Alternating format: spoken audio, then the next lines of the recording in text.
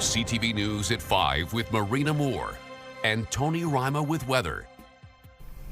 Good evening. Thanks for joining us. Transport Canada is looking into whether CN Rail broke the law after a crew had to be rescued from a train surrounded by flames. Video of the incident shows red-orange flames closing in on a train near Armstrong in northwestern Ontario. Transport Canada says the government is looking at whether CN failed to comply with rules under the Railway Safety Act. The company says rail operations in part of northwestern Ontario have been suspended. The crew did get out safely after fleeing on foot for more than a kilometer before they were rescued. So what is the forecast delivering us? Is there any more relief when it comes to the air quality out there? And how about those hot and dry conditions? With our first check on weather, let's go to CTV's Rick Wyman filling in for Tony. Well, Marina, I've got to remember how to do this. It's been quite some time. Okay, so if you don't mind rain, you will get some relief in the weather. Your first take on weather brought to you by CAA. Get your membership today at caa.ca. You can see the air quality warnings are still in effect. More to the west, Wawa, Sault Ste. Marie, heavier readings, maybe up north. A little lighter right now, but there are still some air quality warnings that affect Gore Bay, Blind River as well. So again, we've got rain, lots of rain coming right across that 17 corridor tonight and overnight. We'll get into some of the amounts a little bit later on, but expect it to be wet and perhaps alleviate some of that smoke and air quality issue that we have right now. Back to you. All right, thank you for that, Rick. The Anishinaabe Nation Grand Council Chief is calling for government support as wildfires rage on in northwestern Ontario. Namagusingagan, also known as Collins First Nation, has been devastated, and there's a fear a loophole could stop residents from getting aid. CTV's Madison Merrier explains. Premier Doug Ford and provincial minister spoke to the press today about the out-of-control wildfires in the north and the evacuations of several communities, including Namagusingagan First Nation. At the end of the day, the decision was made to evacuate, of course, in boats. I think everybody's seen the pictures that have circulated online. Self-evacuate. Yes, self-evacuated, absolutely self-evacuated. There are many communities that self-evacuate. Had that community awaited for the official evacuation order, the official government evacuation order, this would be a recovery mission right now. We would be going in to look for the bodies of children, of elders, of men and women of this community. Self-evacuating saved lives, but Debosiage says without an official evacuation order, the federal government could deny aid to those displaced. I was quite upset when I read that because they use that line to limit their liability to the situation. Because in their bureaucratic processes, if you self-evacuate, then they don't have to contribute anything, towards the evacuation or, post-evacuation measures like lodging and foods. Debosiage believes the First Nation was sacrificed for neighboring communities who received evacuation orders, despite saying Namagusingagan was at the same risk as Armstrong and White Sand. Some of the conversations I've been having with other leaders, who's next? It's not a matter of if, now it's a matter of when. We've seen these fires progressively intensify. Now the fires have actually wiped out an entire community. So if you can imagine, from the time the fire was spotted to the time it was essentially on top of everybody was only within a couple of hours. So we did our best. Like I said, we're fighting 150, 160, 170 fires at the time across the province. So we'll continue to work with Collins to look at what's going to happen as we move forward in the future. Harris says the province will continue to work with the First Nation. Meanwhile, a lawyer representing the First Nation wrote a letter to the Indigenous Services Minister Thursday calling for feds to treat them as any other community. Madison Merrier, CTV News, Sudbury. Financial relief is on the way from the province for several communities that were impacted by flooding this spring. The Ministry of Municipal Affairs and Housing announcing today disaster recovery assistance will be available to residents in French River, Greater Sudbury and Berks Falls. The program is for primary residence properties and basic contents, as well as small businesses, farms and not-for-profit organizations. Applicants can get funds to cover expenses, repair or replacement costs and basic emergency costs like evacuation. In April, snowmelt in northeastern Ontario caused major flood damage across the region. We have an update tonight on 27 dogs that were rescued from a hoarding situation in a 2-bedroom Sudbury apartment. 60 days later, we're learning positive changes have taken place. CTV's Alana Everson reports. It's playtime for these 11-month-old Labradoodle bully mix pups. They've been at PetSave for the past 60 days, getting a lot of care and confidence building. Completely antisocial when they arrived, huddled in corners, and now they love the outdoors. You know, their first day on grass, they just kind of froze, but now they're out running. We have a 1-acre fenced-in pen here, and they love the outdoors, so they're having a blast. They were never outside, never on leashes. They would always be inside. So working with them, you have to be very patient, very calm, show them that you're safe. Many of the rescued animals have been adopted, but PetSave says the older pups needed more work. We even have volunteers that actually bring them to their houses now so that they're getting ready to go out for adoption and everything. So they're getting housebroken, they're getting exposed to what it is like to be a normal dog in a household. Many are now ready for adoption. PetSave says this case came to light when a concerned family member reported the hoarding to PetSave. If you're aware of a situation where somebody has, multiple animals, the quicker you get into those homes and help fix the problem, the better. It's better for the animals, it's better for our organization.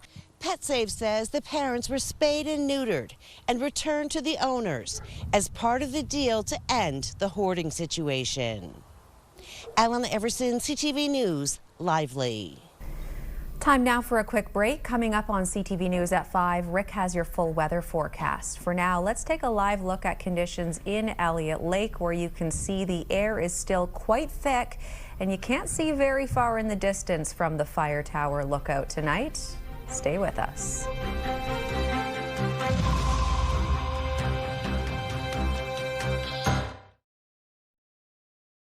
When you see it happen, send it to CTV News. Text 10400 from your screen to ours. Text 10400. So I come back to work doing the weather after the heat, air quality warnings, and now we've got rain in the forecast, lots of it. You'll see momentarily in Greater Sudbury as our systems map brings you that precipitation. Chance of showers for this evening, risk of thunderstorms overnight and continuing tomorrow. Then it gets nice and sunny come Sunday, so we'll check that out momentarily. But yes, we do have some rain in Greater Sudbury, 15 to 25 millimeters overnight. Showers, risk of a thunderstorm 22 tomorrow, 24 on Sunday, loads of sunshine. Pretty well the story right across the northeast. Showers, chance of a thunderstorm, then it turns to sunny skies on Sunday. A different forecast over Monday, Tuesday, Wednesday. Chance of showers Monday, chance of showers Tuesday. Some cloud cover Wednesday. You'll like those temperatures as well. Not sweltering. Sault Ste. Marie, Algoma, pretty well the same. 30 to 40 millimeters of precipitation overnight. Into tomorrow, 22 your high. Sunday, we've got 22, sunshine. Chance of showers again Monday, Tuesday. Sun and cloud, we get a bit of a break come Wednesday at 21. Remember, don't blame the messenger. Timmins, Cochrane, Kapuskasing. Showers and risk of a thunderstorm 21. 25 on Sunday, should be a beautiful day there. Monday, Tuesday, chance of showers both days at 60%. Pretty good bet if you're betting this weekend on the weather. Wednesday, some cloud cover and 20. I miss doing this. Temiskaming Shores and Kirkland Lake, showers, risk of a thunderstorm again. 5 to 10 millimeters, perhaps as much as 15, 21 degrees your high. Sunny and 24 on Sunday. Monday, Tuesday, 60% chance of showers, 23, 19 your highs. Wednesday, some cloud cover and 18. Meanwhile, North Bay, West Nipissing, showers, risk of a thunderstorm again. Sizable amount of precipitation, 22, so anywhere around 15 to 20 millimeters. Sunday, we've got some sunshine, 24. Monday, chance of showers. Tuesday, chance of showers at 40 and 60%.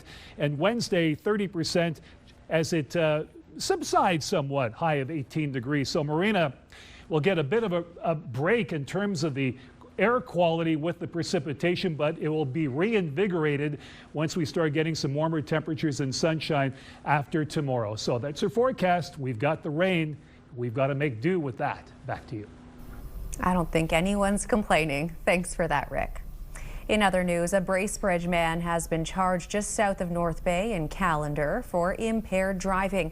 OPP say they were conducting a traffic stop on Highway 94 Wednesday when officers observed the vehicle swerving between lanes. When they pulled the man over, police say they found open alcohol and cannabis inside the vehicle. The 63-year-old faces 4 impaired driving related charges. Canada College in North Bay has been hosting actors, teachers and directors from around the world as they train with renowned acting coach Larry Silverberg. CTV's Eric Tashner went backstage to bring us this story. It's been a lot of practice for these acting students, learning their lines and getting into character. Being present in the moment and working with an element of truth so that your work comes out honestly. All under the guidance and mentorship of Larry Silverberg, who has spent decades training thousands of actors, directors, and teachers in the Meisner technique, based off his former instructor, the late Sanford Meisner. Total freedom on stage and in front of the camera, so the actor becomes the full, authentic expression of everything they are in each moment. Actors are taught to live truthfully under imaginary circumstances, focusing on being emotionally present with their scene partners instead of simply memorizing the lines and cues. Taking the audience's breath away, the audience sitting at the edge of their seat, not believing what they're witnessing. I say my lines, now you say your lines. It's not like that at all. Those lines are in your blood. The Meisner technique has influenced generations of performers like Gregory Peck, Jeff Goldblum, and Tom Cruise. Every actor is looking for the opportunity to learn how to be the most realistic they can be on camera, to literally live and breathe as the character. This method helps actors bring those qualities into their work on stage or in front of the camera. For others, these new skills will be passed along to other aspiring actors. I'm mostly right now directing, going back to direct, so it gives me a little chance to work with the actors. There are talks underway to bring Silverberg back next summer for a second retreat session. For an actor who's going to take on many roles, they have to be free of the act so they can play any part. Because after all, I'm tired of coming home every day to this mess. The show must go on. Eric Tashner, CTV News, North Bay. Meanwhile, Sudbury's Yes Theatre is launching a new training program. It's called the Gymnasium, and the group says it's an 8-week intensive program led by one of Canada's most respected educators, directors, Jeanette Lambermont-Maury.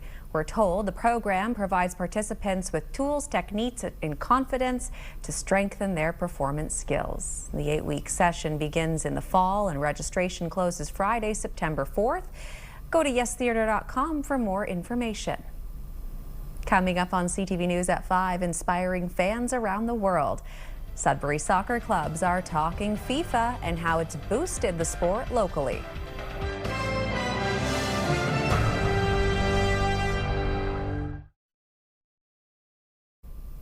It's a major shakeup in the Northern Ontario Hockey League. The Sudbury Cubs announced last night they're handing the franchise back over to the league as of July 16th.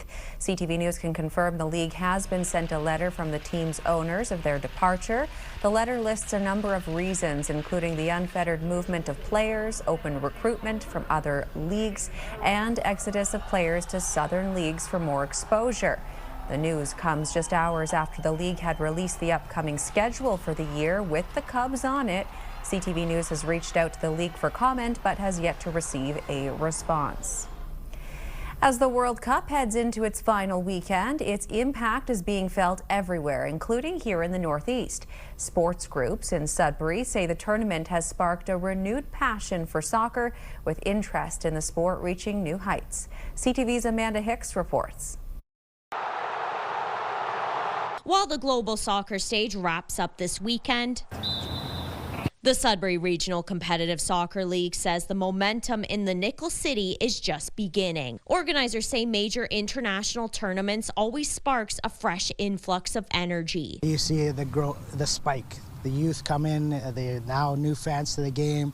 Older retirees come back to coach or ref or even get back into our older divisions, and you see everybody wearing their different jerseys, supporting their communities. The SRCSL has been carving out its place in the local sports scene since 1907. Over a century later, that tradition continues to unite a diverse community. It brings all the people of different religions and personality together, and then when on the ground you are all like a team, and then you play like a team, and then I think it just brings people together, and then that's what I love about soccer. That legacy is driving a wave of energy on the pitch this summer, felt among players fueled by World Cup passion. Definitely a bit more inspired, for sure. When we see a lot of the performances, especially us from other nations. My parents are from Congo, so seeing the Congolese goalkeepers give performances like they've been doing, and these guys, a lot of them are Latinos, Colombians, too, so seeing how Colombia's been doing in the World Cup has been pretty good and inspiring to them. On the Pro-Am level, the head coach of the Sudbury Cyclones says World Cup fever has taken over the entire city. Here in Sudbury, obviously being involved in the community at the Greater Sudbury Soccer Club, I see a lot of kids engaged with the World Cup, and I'm always asking them about that, so that means they're watching it. Similar in North Bay, I ran a camp there this week, and the youth are engaged. Meanwhile, in honor of the World Cup, the Sudbury Regional Competitive Soccer League offered a free session for kids aged 4 to 8 in June. On Sunday, August 23rd, the league will be hosting its second session right here at the James Jerome Sports Complex. This time, focusing on youth aged 9 to 13. Registration is free. You just need to bring a non-perishable food item. Amanda Hicks, CTV News, Sudbury. And speaking of the FIFA World Cup, England and France will battle for third place tomorrow at 5 p.m. That game being played in Miami. And Sunday is the big finale. Defending World Cup champions Argentina will play Spain in the World Cup final at 3 p.m. in New Jersey. You can catch both games live on Crave, TSN, and of course CTV. A Timmins woman is celebrating a remarkable milestone. Peggy Atkinson turned 100 today, surrounded by family, friends, and of course a few surprises.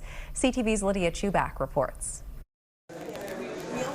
Peggy Atkinson was born in England and arrived in Canada with her family during the Great Depression. We came to Canada in 1932. At the time, Peggy's father took a job at the Hollinger gold mine in Timmins, and Peggy continues to call the city home.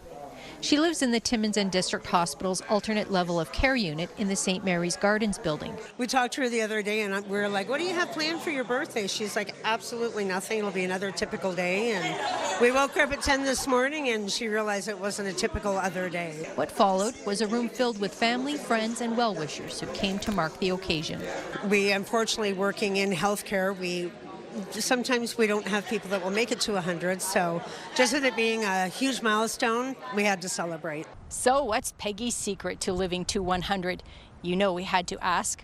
Both she and her sons credit healthy living and staying optimistic, and some good food. Roast beef and Yorkshire pudding. Peggy has 3 sons, and the family says some of their best memories were made during camping trips across North America. One of her sons says he makes sure to visit his mom every day. I believe that helps, like getting her outside. I mean, there's nothing worse than being lonely, right? The celebration also included a visit from Mayor Michelle Boileau, and the staff treated Peggy to gifts. I'm surprised. I didn't expect this. Everything is wonderful, and when you see a day like this and this many people show up, it's very special. And then came a special moment as the people who care for Peggy sang Happy Birthday. Happy birthday, dear Peggy. Happy birthday to you. Lydia Chubak, CTV News, Timmins. Oh, and happy birthday to you, Peggy, from all of us here at CTV Northern Ontario. Wishing you all the best. When we return, celebrating all things Italian in Timmins, you're watching First at 5.